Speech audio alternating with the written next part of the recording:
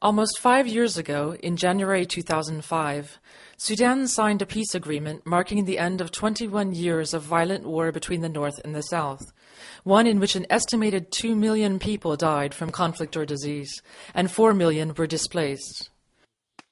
This year, there was a sharp deterioration in the humanitarian and security situation for the population of the semi-autonomous South.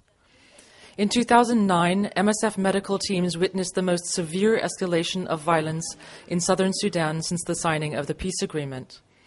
The new trend in violence has resulted in death, injury, fear, and the displacement of up to 250,000 people from their homes. These displaced people are then at even greater risk of malnutrition or death from diseases like cholera. Ngashun is one of those affected by the disturbing increase in violence. She fled from her village when armed men attacked, killing her daughter-in-law and stealing all she owned.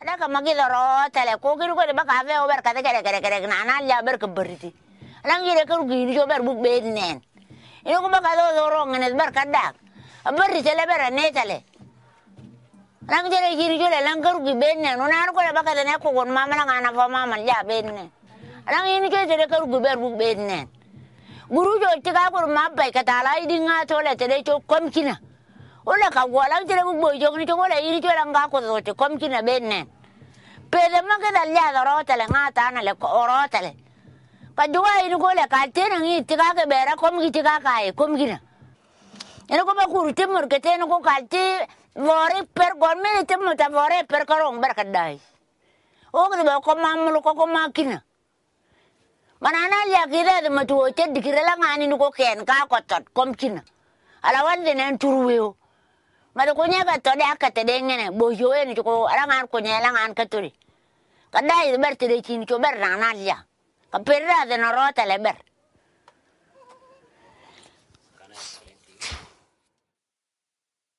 While seasonal cattle raiding is common in many parts of southern Sudan, this year the pattern has been different, with more frequent and more deadly attacks. More than 3 times the number of people were killed than wounded in the clashes to which MSF emergency teams responded, with 87% of the victims treated for gunshot injuries. We are in front of a new pattern now. We see something different from the past. Before we would have mainly cattle raids between the different neighboring tribes, especially targeting the cattle, the resources.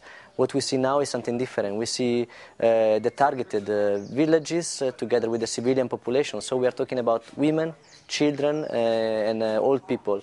This is new, and even the numbers of the violence are extremely increasing at the moment.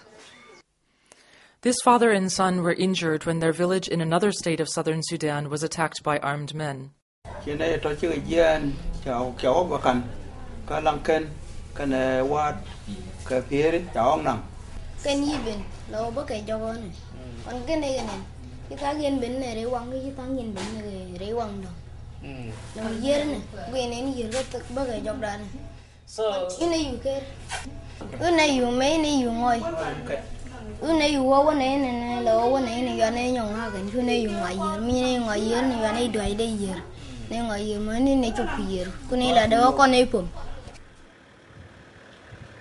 This disturbing trend in attacks is not the only violence threatening the people of southern Sudan.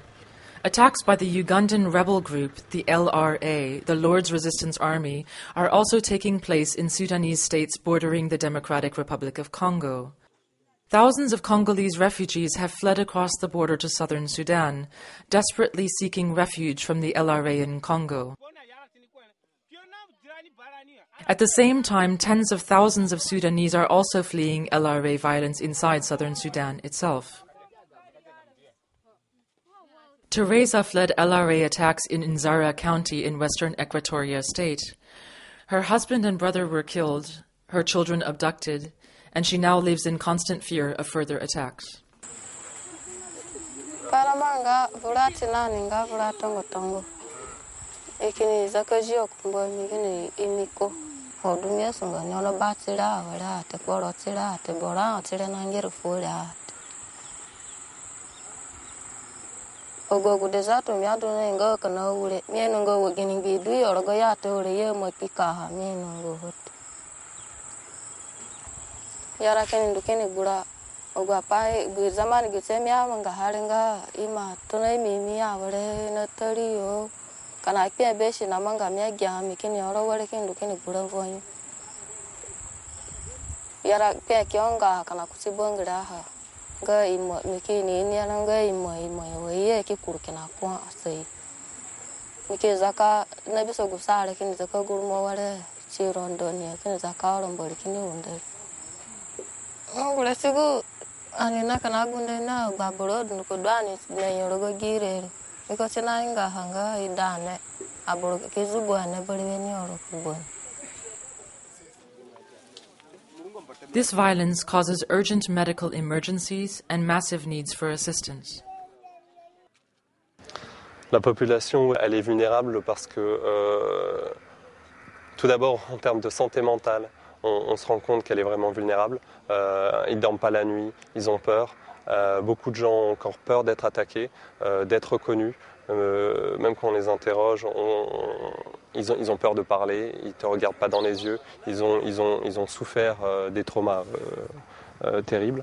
Les gens ont perdu leurs récoltes, se retrouvent dans des endroits qu'ils ne connaissent pas, sans argent, sans toit et souvent même sans couverture, sans moustiquaires, etc.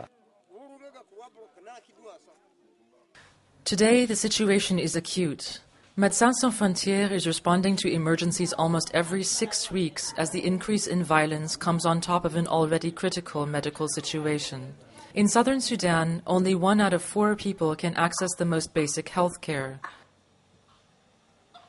Malnutrition is chronic.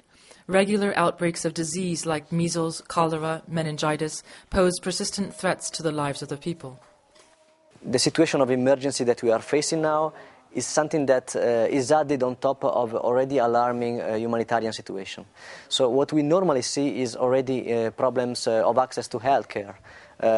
We know that the population is scattered, so reaching the facilities is sometimes complicated, sometimes impossible.